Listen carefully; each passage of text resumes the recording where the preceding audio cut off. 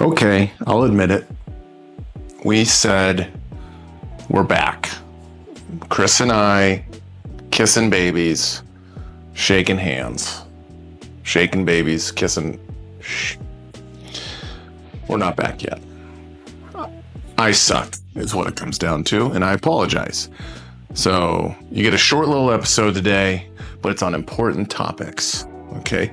One, someone in the jiu-jitsu community seems to be having some issues, and we're going to talk about it very briefly. I don't want to get sued because they keep telling everybody and their mother they're going to sue you, me, and my dogs. And then we're going to talk about some more important stuff. Has to do with being a good student, finding a good coach. I'm a little opinionated about it, so bear with me. I do not intend to offend anybody. I say this with all due respect. There's my disclaimer. First, let's talk about Andrew Wiltse.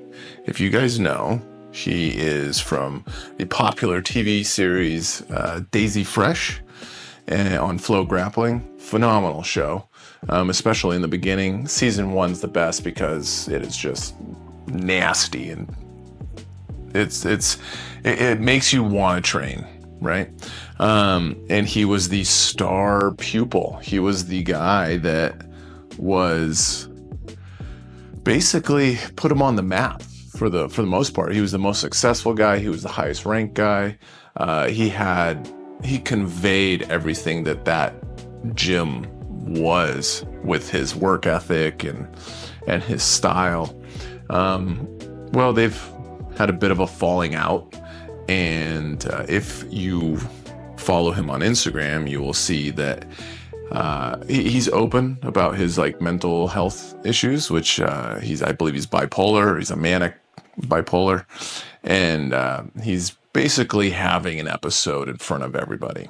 Now, we've seen these before where he's gone on Instagram and just posted a bunch, or he goes completely MIA and he's comes back and he's about 240 pounds when he's typically a middleweight, 180 pounds. So it can be kind of funny at times, and then this actually got kind of sad because at first he's just fire and brimstone. He is just setting everybody's assholes on fire, just lighting people up.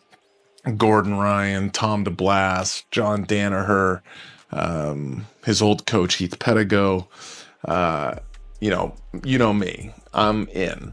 I'm watching all of it, and I'm just eating it up. I got my boy Tojo. He's eating it up also. My whole fafoca group with Boots and the Moscow Warrior, Kieran. We're all just loving it until it took a weird twist. So if some of you've been following, you'll know what I'm talking about. But he starts going off. He says he's got dirt on the Gordon Ryan and Nikki Ryan situation, which we all kind of, I feel like, know what that situation is. But then he starts talking about Tom DeBlass and that Tom DeBlass knew everything. Anyways, he was kind of saying a bunch, but then nothing really would come out. There was no actual substance behind it. But at the same time, he was just going off. And then the next day, and I'm telling you, it took me an hour to go through all this dude's stories. I know Boots, he had to do it in chunks because it was so long. But I just powered through it.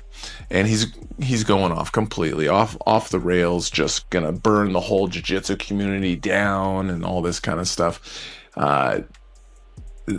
Also with Pedigo, and he says he's got some real crazy stuff with the Daisey guys. I don't freaking know. He didn't come forth with anything besides Jacob Couch, the hillbilly hammer, supposedly threw a fit when he got taken down and then ripped down Andrew's medals and pictures. I mean, if that's being a bad training partner, then kick me out of the gym, because your boy has probably done worse than that. I went to the bathroom when Andrew submitted me once. I pulled an upper decker. Simple as that. And he still doesn't know. He doesn't listen to the podcast, so He does, but he's always like 12 episodes behind. So he's going to hear this in 2025 and he's going to be like, that's who did the upper decker? Yes. Christmas 2022. That was me. You armbarred me and I pulled an upper decker. I'm sorry, Amy, that you had to clean that. With that though, the next day, so he goes full on 45 Instagram stories. The next day, out of nowhere, he's like, you know what, guys, we should lay off Tom. You shouldn't just be a one strike and then you get canceled.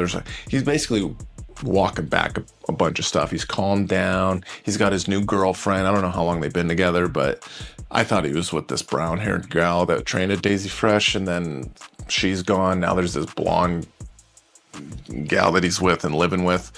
And he like loves her and he's very complimentary of her and everything. And he's trying to get seminars set up. She's organizing everything for him. He's just pushing everything towards her. And then also the day before when he was going off, seems like things have broken down with his brother Bird, which a lot of us know because they're like two peas in a pod and they've done everything together and seems like they've had a falling out, or at least it appears. So then I know this is drama hour. Bear with me. So the next day, you can tell he's a little bit more somber and stuff like that.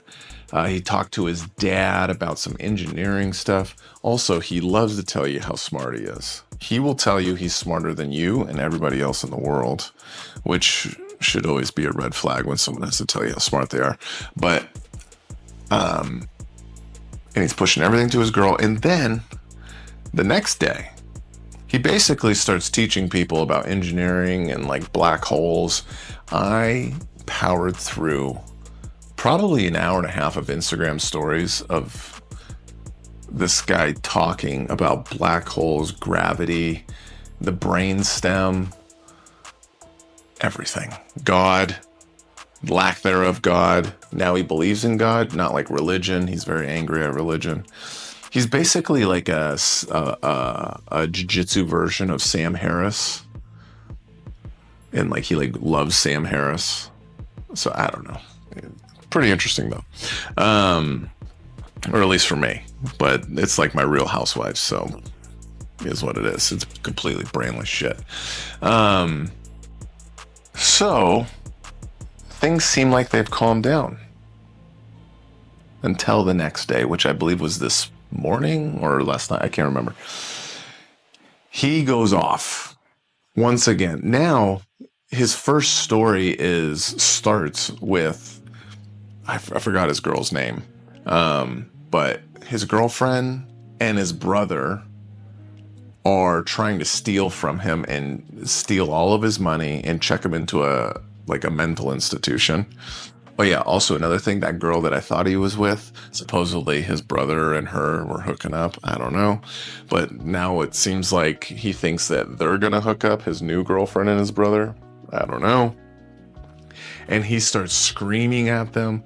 I don't know if they're local or they're next to him or something, but he's saying that they're trying to steal all of his money and check him into a mental institution. And then the next video is, there's like 4 cops that you can see. He says that there was 12, and he's on his porch and he's like trying to kick him off, and they're talking to the girlfriend and they're trying to get him to go someplace, and holy smokes. Now it gets sad.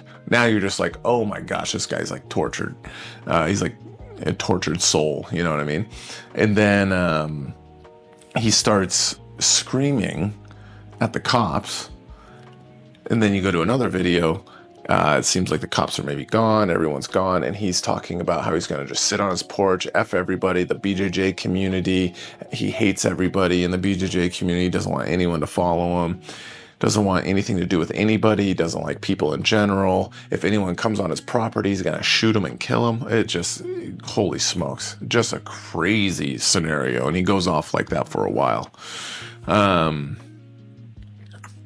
then I think one of his last stories was asking for people to PayPal him money. So, hey, it was funny for a while, and then it got to the point where I was like, oh, I'm a piece of shit. I'm going to hell because I'm entertained by a bipolar manic having episodes. So, um, that was my weekend. And now you guys are updated on Andrew Wiltse. It looks like he deleted all of his stories for now, though. So we'll see what happens with that. Hopefully he gets some help. Because, damn, it can't be just my entertainment. So with that, let's get into the nitty gritty. Because we're talking about a student going after his ex-coaches. And we got a question that came in that I was going to save for Chris and I, but I figured I might as well just jump on it. And that's, what makes a good student? Being a coach myself, or at least I coached for a few years, and now I'm just a student again at a new gym. But I do hope to open my own gym here in Arizona. And so we had someone ask, what makes a good student? So I compiled a little bit of a list that I think makes a little bit of sense. I think there's more to this list, but this is at least what I got. One is shows up. Now that seems simple, but one of the biggest blocks for people, for students in anything, is consistency. Now with that, the more consistent you are, the better you're going to get in a shorter period of time. If you don't have any timeline goals, like you don't care if you're gonna get better in 3 years or 1 year or 3 months, then that doesn't really matter a whole bunch. But if you do have a goal of getting better in a timely fashion, showing up is huge. Also, showing up helps your instructor, because if you come once a week or once on Monday, and then you come on Saturday or something like that, or Friday, and there's these huge gaps. Now I get it. Life happens. So you got a new kid or something like that. You can't. It is what it is. But I'm just answering what makes a good student. If you come in these big gaps, you're missing so much, and most likely the curriculum is built. Now, some schools, they don't do it this way. This is just how I do it, so this is just my opinion. I'm going to ask Chris the same thing, because I'd love to know his opinion. I'm going to ask Andrew as well what his opinion is, and then we'll repeat it on the next episode with Chris. But how I like to build curriculum is it's very connected. So let's say for a month, or sometimes more, we're going to be living in this one position. Let's say half guard butterfly, overhook and underhook series. Okay. So we'll live there for 5-6 weeks, just in that position. So towards the beginning, what we're doing is establishing the concept of the rules that we should always try to abide by. Let's say knee to the outside with your butterfly, having a good sticky hook, your left leg always maintaining inside position, not allowing them to step over it. On the bottom leg, how to have a quality overhook or underhook, why you need to have those, and then connections, right? So that's going to be towards the beginning, and then that's going to start walking into actual moves. And a lot of the time, whatever I did on, let's say, Monday and Wednesday, or Monday, Tuesday, Wednesday, what we did there will then turn in for, or even for that week, will turn into the warm-up in the next week. So you're still going to get reps in doing what we just did the previous week, because now those are the warm-ups. You should have a certain level of competency in the movement, not necessarily applying it, but actually just doing the movement with very little resistance. You should be able to do that now, or at least somewhat. Not saying it's super clean, not saying you're super proficient, but that's why it's now the warm-up, because we're going to do movement warm-ups with those positions and those and that skill, and then we'll introduce new stuff the next week that's within that ecosystem of that position of, let's say, half guard butterfly, overhook, underhook. Okay. Maybe just overhook. Maybe we're just starting with the overhook stuff because that's a little bit, I like to start with the more difficult stuff because underhook is like best case scenario. Overhook is not best case scenario. So, and then now on the second week, what we did there will then turn into the warm up to the following week, and we'll introduce more stuff. And at some point I'll work back around. But if you only came Monday and then that Friday, and then you come again the next Monday, you got very little reps. Or maybe you missed that Friday and you just came Monday. So now not showing up has put you behind the curve, and you're going to actually be a difficult person to drill with for the person that did come in, because now they're going to have to explain things and all that kind of stuff. It's going to be just a longer process. At the same time, at least myself, I do not think negatively on someone that misses the classes like that. That's not what I'm saying. I don't even think about it. This is just purely what makes a good student. Okay, so I don't want you to think that this is something where I'm like, oh, this fucking idiot. Nice, Mike Simpson. You just came once a week. That's it. Go play with your electrical system. You know what I mean? I'm not saying that. Another thing. So I'll keep moving. Besides showing up, ask questions. Asking questions might come off. It's a stereotype that it's annoying, and sometimes it can be annoying. The what if guy. We all know those, Jeff Hess. We all know what if guys. We kind of need what if guys, if I could be honest. Now, sometimes the lower the rank, when you get your new white belts or something like that, and they ask what if questions, and it's completely like not even a plausible situation, like, or scenario, and you're just like, that would just never happen. Don't ever ask me that again. Yes. Oh, or what if 10 times in like one class? Okay. Especially because for every move has a counter, and every counter, there's a counter. So if we're showing overhook butterfly half, and it's like, well, what if they just body lock you and then they get your heels close to your butt and then they start doing a body lock pass? Yeah.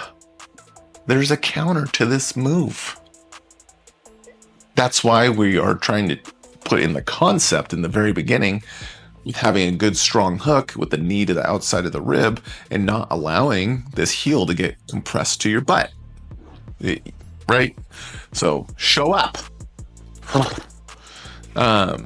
Anyways, with that, asking questions is very good.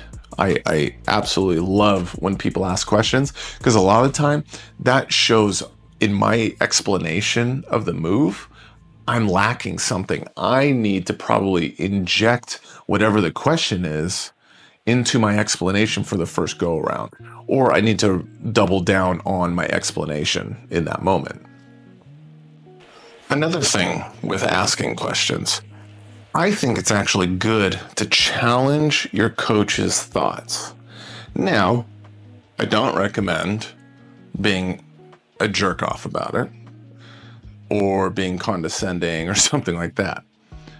But ask why. Why would we do that? Why would we do this rather than this? And that's going to come into play later when we talk about what makes a good coach. But I think it's absolutely important for a coach to have to think about why he is showing something the way he is.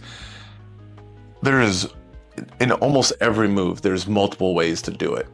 You go to many gyms. So I'm a Choi bar aficionado, and I went to a class last week, and the instructor was showing Choi bars from the K-guard. That's my bugaboo, boy. That's my bread and butter. You pull my pants down, put some butter on my butt cheeks, and then maybe even a little bit of jelly, and that's my K-guard Choi bar entry. Okay? Well, he showed a completely different grip structure to the Choi bar than what I do. I'm going to be straight up. My boy Tiny Shorts, Brendan, I wanted to be like, dude, you're wrong. You should probably leave the gym now, because that's not how you do a Choi bar from K-guard. And what I did instead was I said, Bill, shut your stupid mouth. I want you to try it. I started trying it, and it's beautiful. I'm spitting all over the place. That's how excited I am. It's awesome. It's just another way to do it. Okay? And that carries on with multiple different moves that unfortunately instructors get a little bit stuck in their ways, and they will think, no, that's not the best, or that's not a good way. Maybe, but maybe not. Certain people's brains work certain ways. Like, I like to do this kind of like grip here where I'm peeling right above the elbow, thumb all the way to the chest, palm to palm, really grip tight, flare the elbow when you need to get the Kimura kind of feel. That's not natural to a lot of people. Some people, as I've learned, like to do this real deep hook and start peeling that elbow. It's like a short hook. Never done it before. Felt great. Olivia liked it too. No jokes about that. How dare you? Another thing, following directions during class. Some of you people out there like to do your own thing. So you have an instructor. Maybe they're the same belt as you. Maybe they're a little bit higher than you. Maybe they're not a black belt yet. Maybe they are a black belt. Drop your stupid ass ego and do what the instructor's showing. Even, like I said, even if you don't agree completely, try it out. Don't just like, oh, this is how I do it. F how you do it. How about that? Try something new. Because you might need to use this alternate grip or alternate method or alternate entry into the move at some point because your normal way isn't working. I've had it. I'm having it a lot, actually. One of my go-to moves is just not working at my new gym. I have to figure out a different way to do it. Same with Olivia. She's got a pretty good freaking knee cut. And the people at this new gym are just really good at defending the knee cut. So she's having to find other ways to apply the knee cut. You don't have to necessarily abandon the knee cut, but maybe the buzzsaw style. That's called a callback. Old Andrew Wiltse, professional comedian right here now. Come on. Maybe you go buzzsaw style. Okay.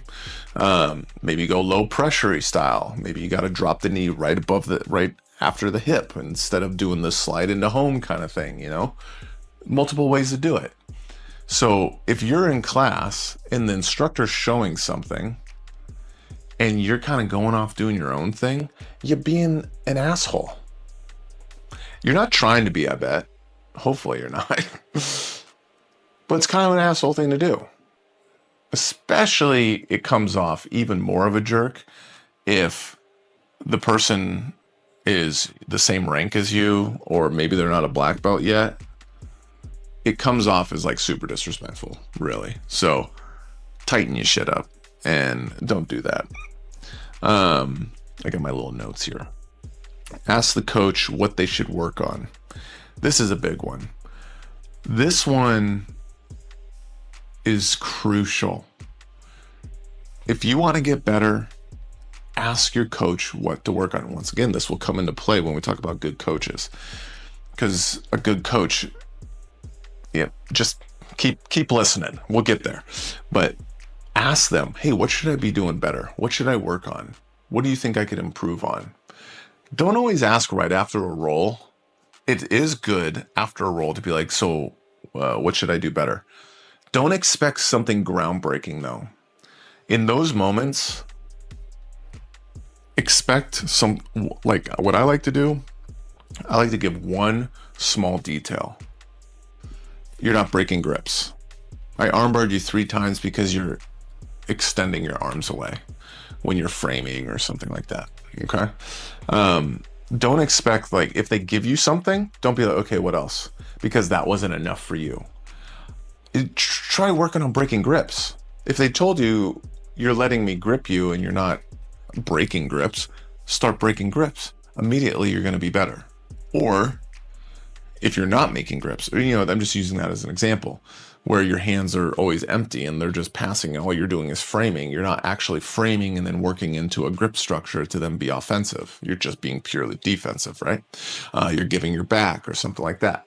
They shouldn't have to give you a whole private lesson as an answer. You should be able to just literally give you one small thing and be like, okay, take that and get better at it. But off to the side, that's where you can ask, hey, what should I work on? What are some holes in my game that you see that I should try to get better at?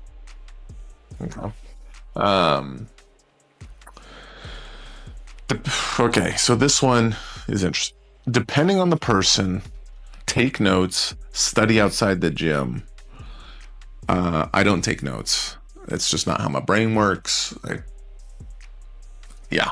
That's not my thing. But I know for some people, it is absolutely useful. And some people, it really helps. So if you're one of those people, don't be afraid to do it. Take notes after the class. Take notes after your rounds and after you roll and stuff like that. If you're a visual learner, study a little bit. And when I mean study, you don't have to have a notepad and paper and you're like, listen, just consume. Just consume. Watch some matches of your favorite grapplers. Don't watch the boring stuff, watch the fun stuff. Entering the Wormhole on Flow Grappling is, in my opinion, the best jiu-jitsu series for learning that I've ever watched. It's better than any tutorial or instructional I've ever seen. It's Keenan Cornelius, deep diving for an hour to 2 hours on match footage of his, Marigali, Leandro Lowe, Lucas Lepri, Homolo Bahal. It's literally phenomenal. I've watched it probably 7 times each episode. But you don't even have to do that. Just consume. You like Rafa Mendes? Watch Rafa Mendes matches. Watch some of his instructionals or something like that. Just consume. That's a form of studying all in itself, and it doesn't have to take an hour a day or something silly like that. Now this one, help around the gym and add to the gym culture.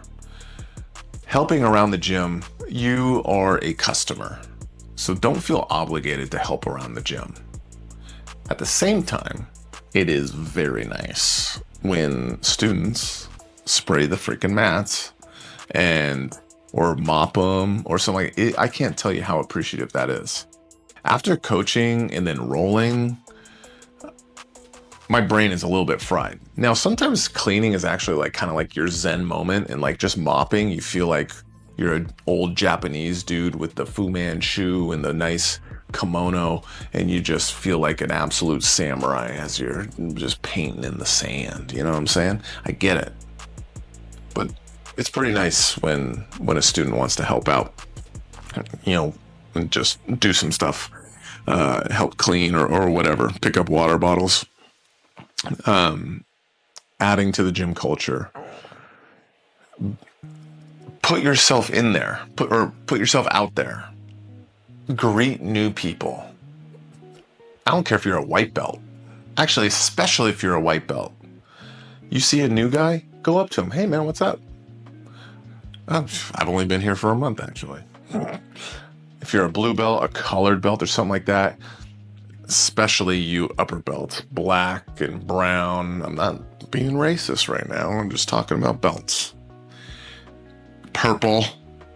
You guys see a new person, you're like, that dude ain't sticking around. Why would I even go say hi? He ain't gonna be here in 3 weeks or 3 months. You can already tell. Well, maybe not. How about you just go up to him, make them feel at home. Maybe they are only going to be there for 3 weeks, but guess what? Their brother-in-law at Thanksgiving's like, I'm thinking about starting jiu-jitsu. And when they go, don't go to Cascade, that place, they were fucking assholes. No one even said hi to me. I went there for 3 weeks and I literally didn't even get one person's name. Or, you should go to Cascade. They were super nice. Everyone was like, came up to me, introduced themselves. It was awesome. Great experience. Wasn't for me, the sweating. I had some guys' ass in my face. They called it north-south, which was more like 6'9", if you ask me.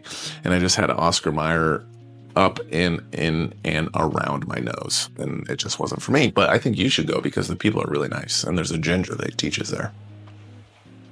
2 different conversations, all because of you. If you just weren't such a lonely douchebag. Okay. That concludes what makes a good student.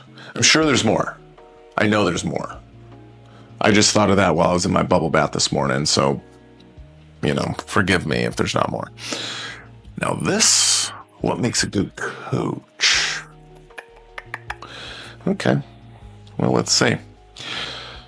Love of teaching. Okay, actually, shout out Chris Wojcik, had him on the podcast, 4th place at ADCC. I think he's like top 5 ranked 185 or 88 or some shit like that. He's got the Grappler's Diary on Instagram and Substack and all that.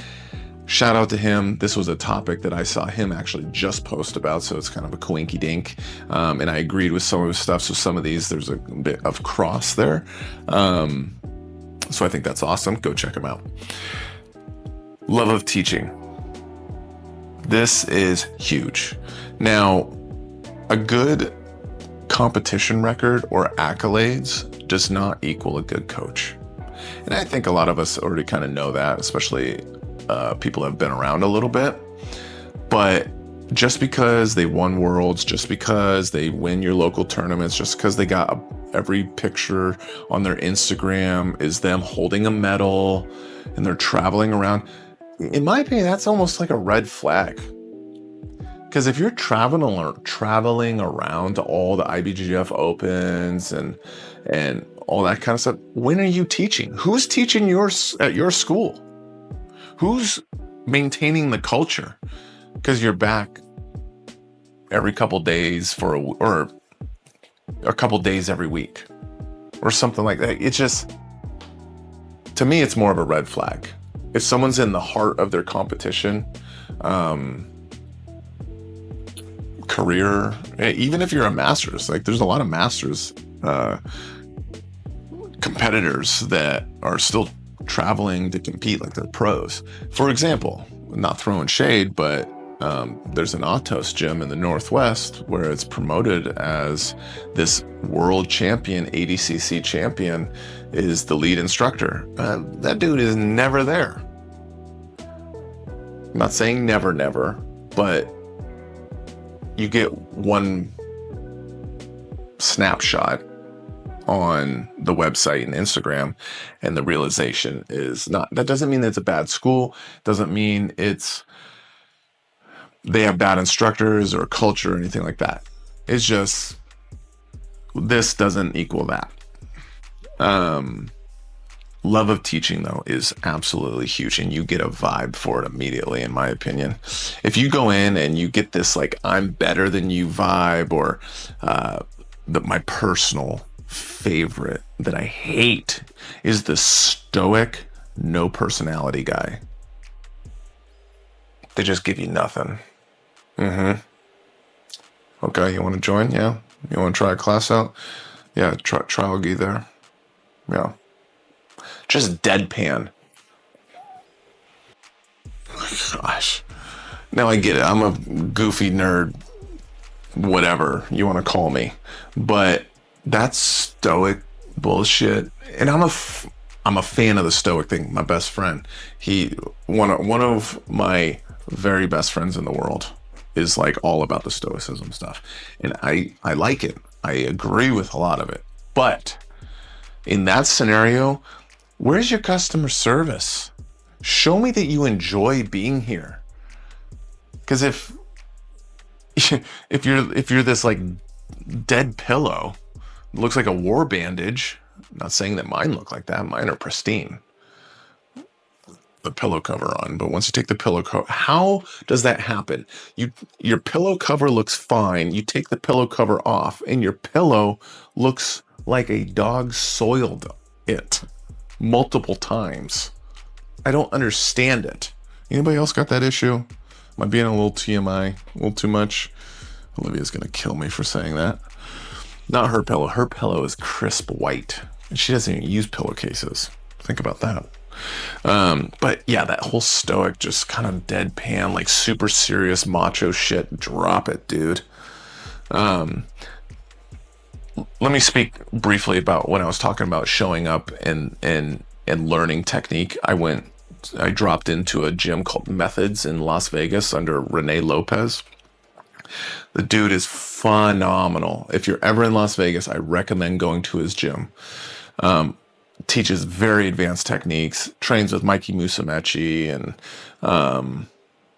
Freestyle, what's his name on Instagram? Damn, Danny something. Anyways, Bolo guy, all this kind of stuff. Active competitor. He brought up something very, very poignant. And it was at the end of showing the technique, he was like, commit to this.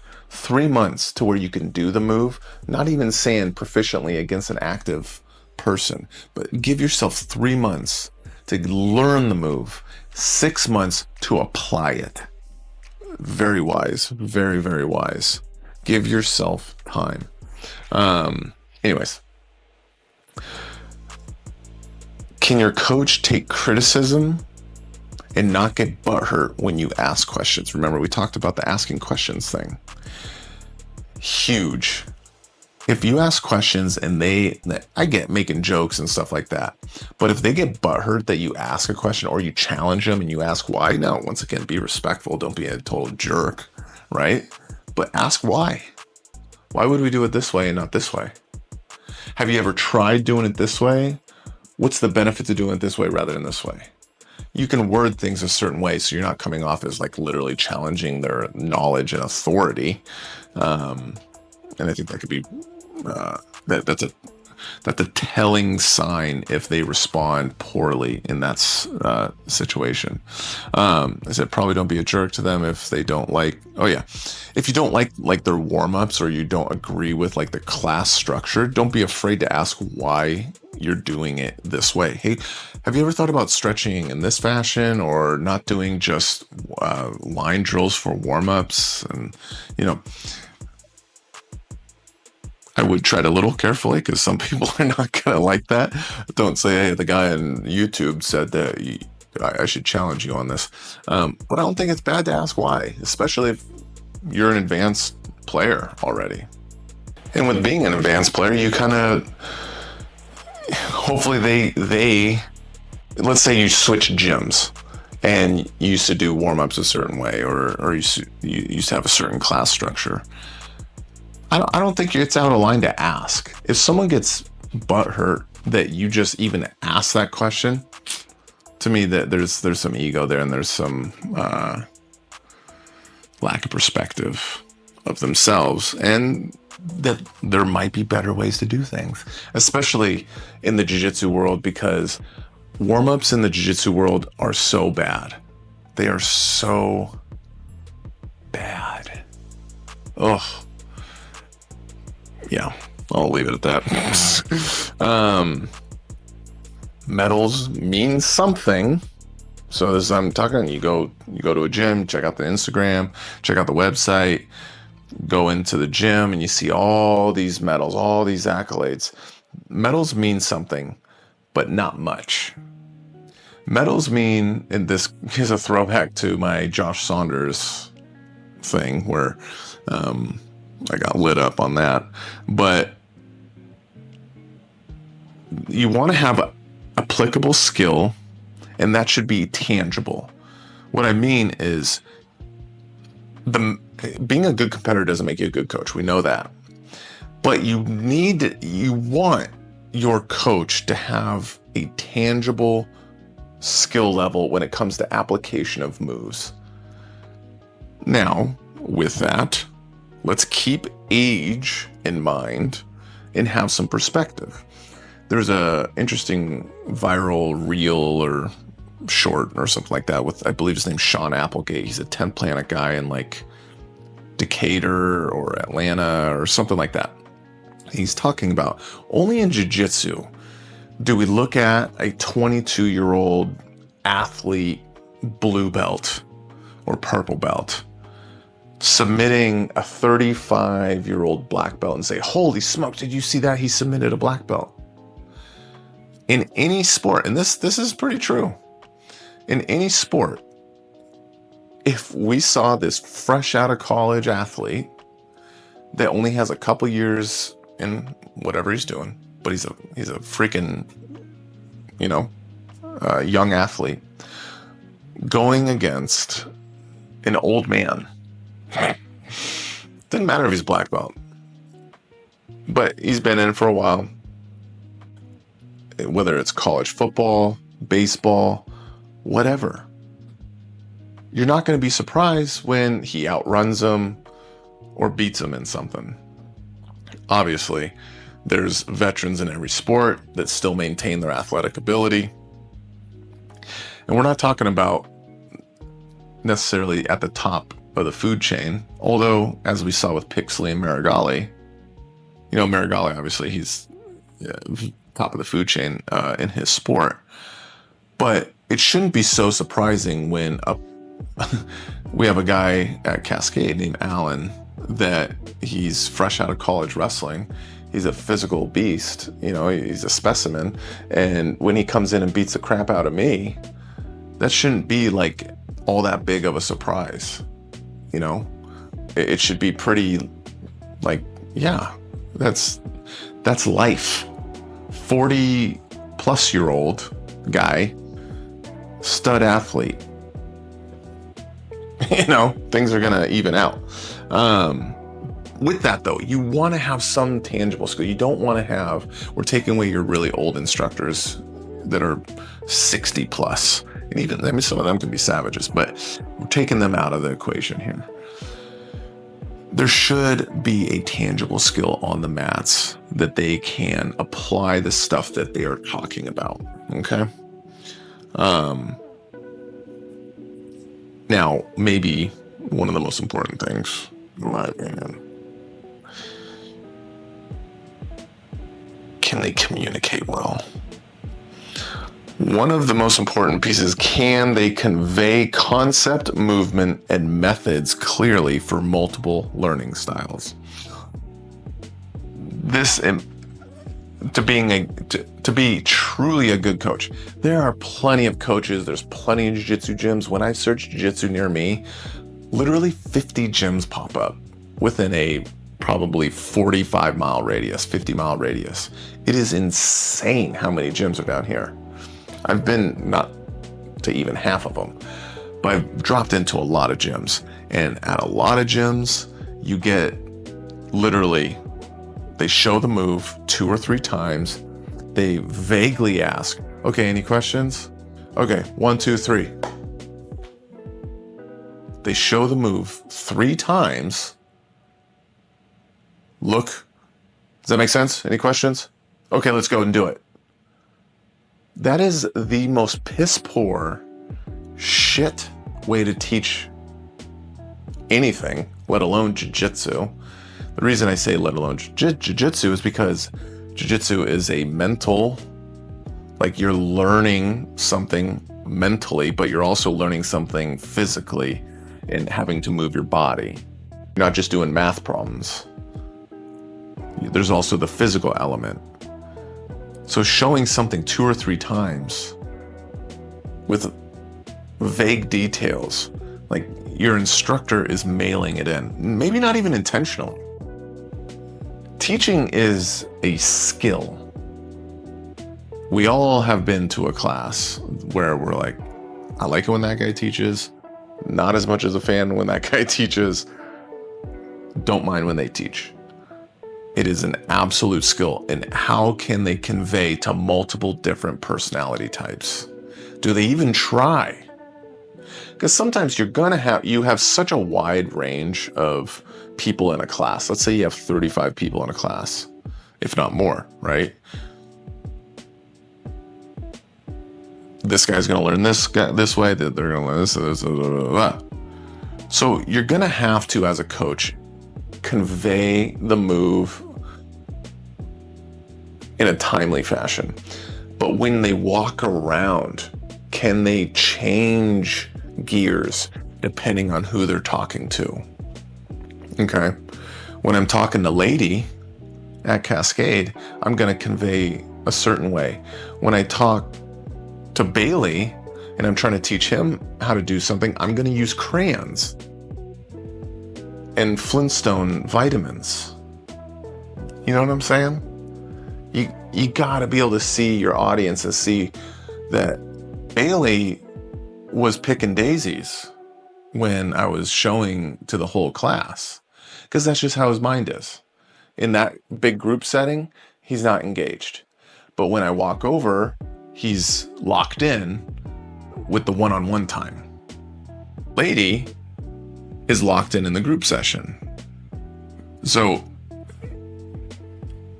can your instructor change gears and help you and another person that have two totally different learning styles? I think that when you couple that with the first thing, which was love of teaching, that's a good instructor right there.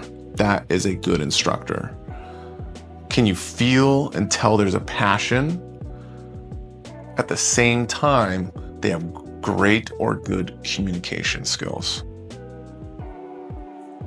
I mean, there you go.